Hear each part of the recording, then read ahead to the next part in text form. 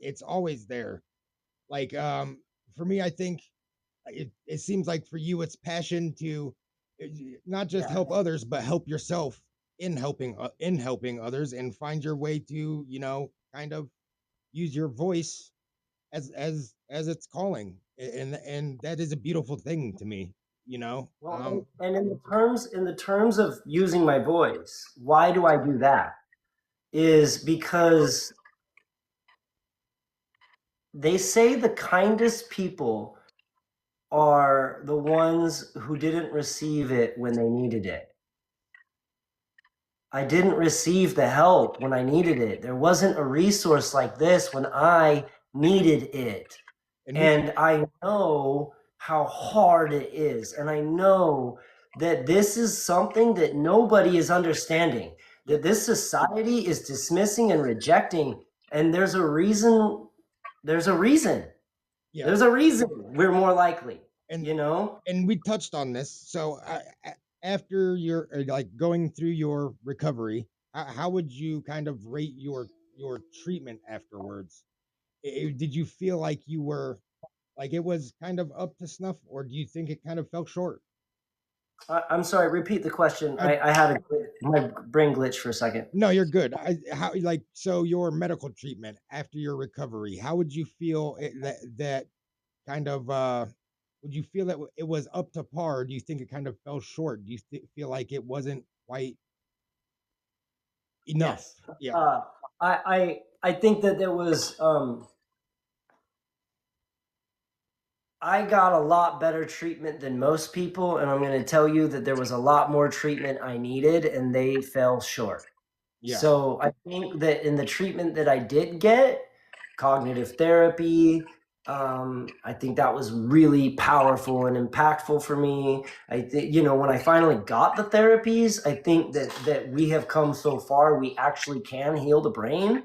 And that's why I was able to learn so much.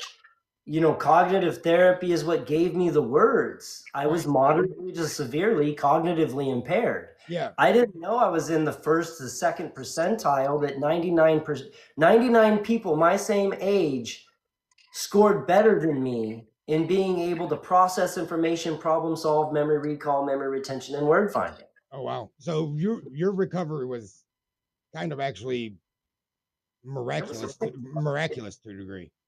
You, bro, yeah. It was. I mean, I never lost my articulation. I don't know how I'm testing those ways while still being articulate, but I was. yeah. And but I guess that's just part of how brain injury doesn't make sense. Yeah. Like, it's illogical. Yeah. But yeah, my recovery, man, I mean, there's a lot of miraculous parts to it. I mean, I did die. I do remember the other side, I mean, my third brain injury was a clothesline. I took a clothesline rope to the throat. I was running full speed as a valet manager, at least 15 miles an hour. And that rope hit me here, dragged half of my throat and grabbed me at the jaw. And it held my head as my body kept going. Isaac's law of motion, Yeah. the law of motion. And so, like it tried to take my head off. And so, I am grateful that one, I'm articulate. Two, Yeah. I can walk. Right. Right.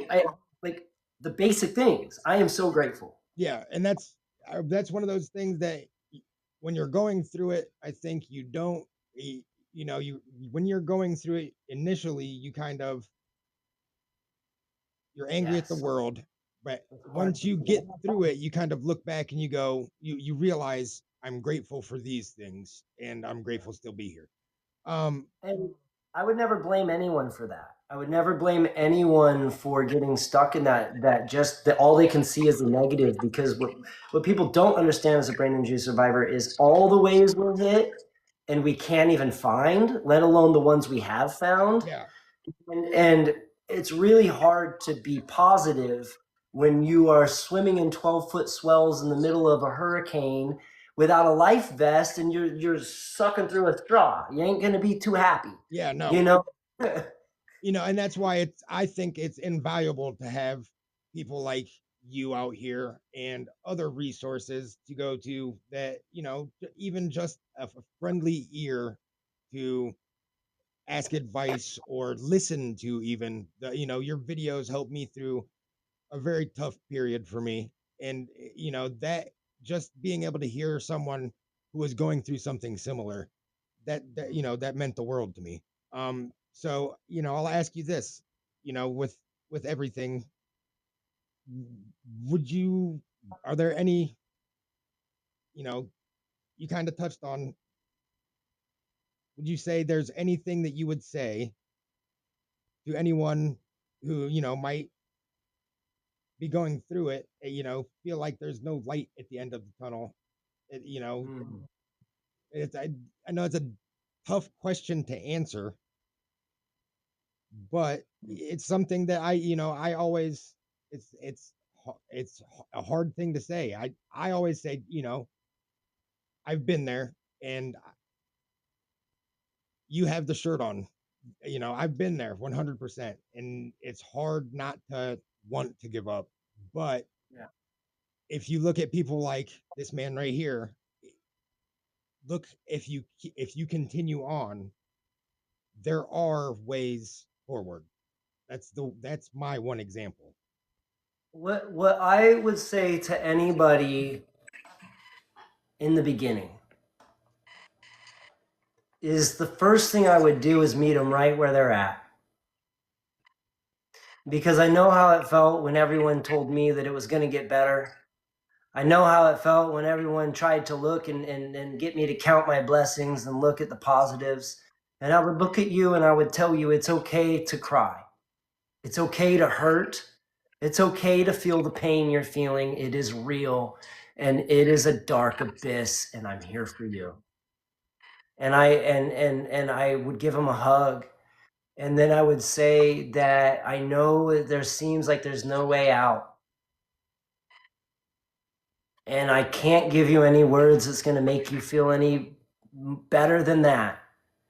Other than just, I hope you can see that if you never give up, it can get better. Neuroplasticity is real. That's science. That's not grabbing onto straws. You can heal your brain. You can. Neurogenesis is real. You can create new brain cells. But first and foremost, I meet them right where they're at. Yep. And I would see what we could do about finding them some resources and making sure that they're leaning in on support systems and giving them the permission to have compassion and grace, which is permission to, and I would encourage them to communicate their struggles. You do not have to do this alone. Yeah. And people will not understand you, and it's going to hurt. And there are other communities out here that do. Find them. Yeah. Get into counseling, trauma therapy, and TBI specialist therapy. That saved my life.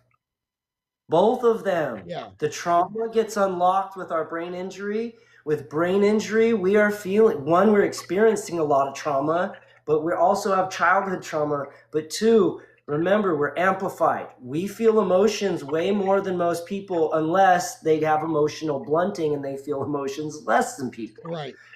But most of us feel it more because we're overwhelmed and overstimulated. So what do you think happens when we feel our traumas? You go through it, and it, heightened. I feel them more. Yeah. And you go, you kind of, especially with me, I go, if I don't deal with them, if I don't learn ways to, I've had to learn, you know, de-stressing techniques, like you've said, de-stressing techniques are kind of like a meditation, and kind of sensory depth rooms and stuff like that, to kind of make sure that if I feel myself kind of getting to that point, I can kind of cut off and calm myself. Breathing Take a technique. brain break. Yeah. Yes. A 100%. 5-minute brain break. Yeah. And cut off sensory for a second. Do some breath work. Go walk in nature. Yep. And that's something else that a lot of people don't realize with TBI, is chronic fatigue is a real thing, and it's something that's hard to get across to people. I don't know if you go through that at all, but the chronic fatigue. Yeah. Dude, my neurofatigue is terrible. Yeah. And it's hard. I can't work a full-time job. Yeah. It's I got 4 hours a day. Yeah. And and it's hard to get across to people because they don't understand that it's not just me being tired or lazy, as they like to say. It's your brain doesn't work like it used to. You have to take regular breaks because your brain doesn't work like it used to, if you will.